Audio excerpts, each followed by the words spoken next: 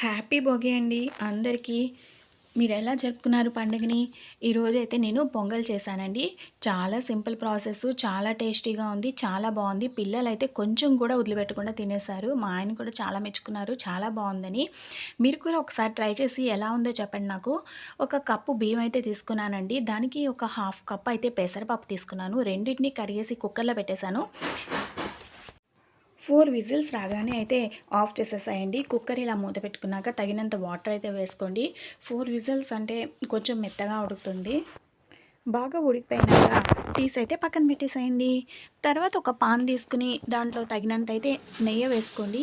నెయ్యి చాలా మంచి టేస్ట్గా ఉంటుంది. కుక్కర్ ఇంగో చూడండి, మెత్తగా ఉడికిపోవాలి. కొంచెం అంటే వాటర్ ఉండేటట్టు అయితే ఉంటే చాలా టేస్టీగా ఉంటుందండి. కుక్కర్లో పెట్టడం వల్ల ఇలా అయ్యింది. చాలా మంచి టేస్ట్ అయితే వచ్చింది. పిల్లలైతే కొంచెం గూడా వదిలిపెట్టలేదు. చాలా తిన్నారు. చాలా బాగుంది మమ్మీ, కొంచెం పెట్టు, కొంచెం పెట్టు అనుకుంటా.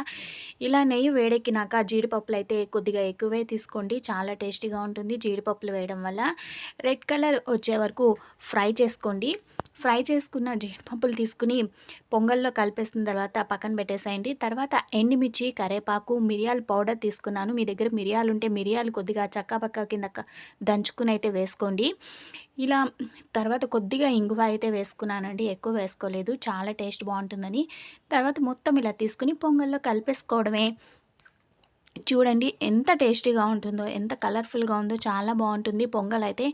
మనం ఎప్పుడైనా ఒకసారి ఇలా ట్రై చేస్తే చాలా బాగుంటుందండి. రోజు తినే ఇడ్లీ, దోశ, పూరి ఆట్లి కన్నా ఇలా అప్పుడప్పుడు పొంగల్ చేసుకుని తినడం వల్ల చాలా హెల్తీగా ఉంటుంది.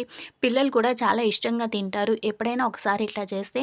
ఈ సంక్రాంతి టైంలో ఈ పొంగల్ అయితే కంపల్సరీ చేసుకోవాలండి. నేనైతే ఈరోజు పొంగల్ చేశాను.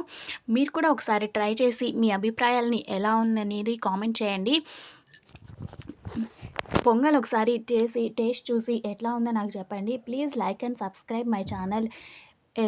మీరు పొంగల్ ఎలా చేసుకున్నారో నాకు చెప్పండి. Thank you for watching.